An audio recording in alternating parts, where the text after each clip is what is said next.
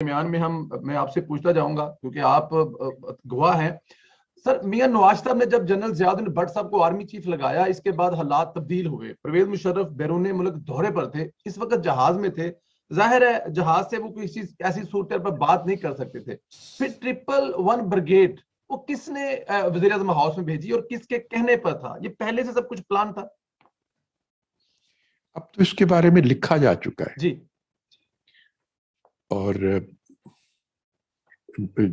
جو لوگ آئے پرائم منسٹر ہاؤس میں، جس میں 111 بریگیڈ کے لوگ تھے اور ان کے جو جنرل صاحب تھے محمود صاحب، ان کا یہ منصوبہ تھا پہلے سے کہ وہ اس کام کو کریں گے.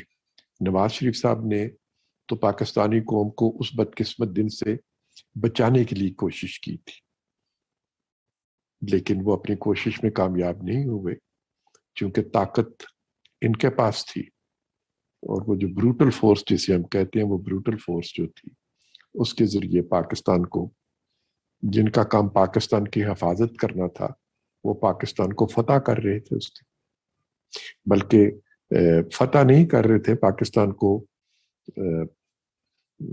آپ یہ کہیں کہ غلام بنا رہے تھے. بالکل غلام بنا رہے تھے. سر آپ یہ کہہ رہے ہیں کہ اگر میاں نواز صاحب یہ سٹیپ نہ لیتے تو پھر بھی مشرف کا پلان یہی تھا؟ جی، ان کا بالکل پلان یہ تھا، اور انہوں نے اس سے پہلے ہی بغاوت تو وہ کر چکے تھے. جو کارگل کے واقعات ہیں، جب ایک حکومت اور وزیر اعظم کو علم میں لائے بغیر اتنا بڑا ایڈونچر کیا جاتا ہے جو سلامتی کے لیے خطرہ بن جاتا ہے، جو دنیا میں آپ کو سفارتی رسوائی سے ہمکنار کرتا ہے، تو یہ تو ان کے منصوبے کا حصہ تھا جس پہ انہوں نے عمل کیا. بالکل ٹھیک. اچھا سر، قائد محترم میاں محمد نواز صاحب نے کچھ دن پہلے ان کی جو تقریریں چل رہی تھی اپنی پارٹی کے مختلف جو ان کی میٹنگ تھی، ان میں انہوں نے بتایا کہ اس دن کیا ہوا، جنرل محمود صاحب کیسے آئے، ان سے کیسے بات کی ہے. ذرا اس کے آگے کچھ بتائیں کہ گرفتار کرنے کے بعد کہاں لے کر گئے، کہاں رکھا میاں نواز صاحب کو؟ چونکہ ہم دو مختلف جگہوں پر تھے. جی. میں پاکستان ٹیلی ویژن کی عمارت میں موجود تھا اور مجھے وہاں پہ حراست میں لے لیا گیا.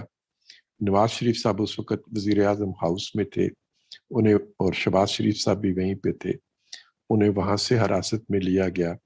کابینہ کے کچھ اراکین جو اپنے اپنے گھروں پر تھے، ان کے گھروں میں ہی نظر بند کر دیا گیا. اس لیے ہمیں ایک دوسرے کے واقعات کا پتہ بعد میں چلتا ہے جی. اور ایک دوسرے کی زبانی ہی معلوم ہوا. تو نواز شریف صاحب کو یہ کسی اپنی عمارت میں لے گئے اور وہاں پہ کسی ایک کمرے میں سب کو علیحدہ علیحدہ بند کر دیا گیا. نواز شریف صاحب کو علیحدہ بند کیا گیا، شہباز صاحب کو کسی دوسرے کمرے میں رکھا گیا، اور حسین نواز شریف صاحب کو بھی حراست میں لیا گیا اور انہیں کسی اور کمرے میں بند کر دیا گیا. اور ان تینوں کو ایک دوسرے کے بارے میں معلوم نہیں تھا کہ یہ کہاں پہ، نہ ہی ان تینوں کے خاندان کے کسی فرد کو معلوم تھا کہ یہ لوگ کہاں پہ ہیں، اور نہ ہی پاکستان کے عوام کو اس بات کا علم تھا کہ ان کے منتخب وزیر اعظم اور ان کے منتخب وزیر اعلیٰ جو ہیں وہ کہاں پہ.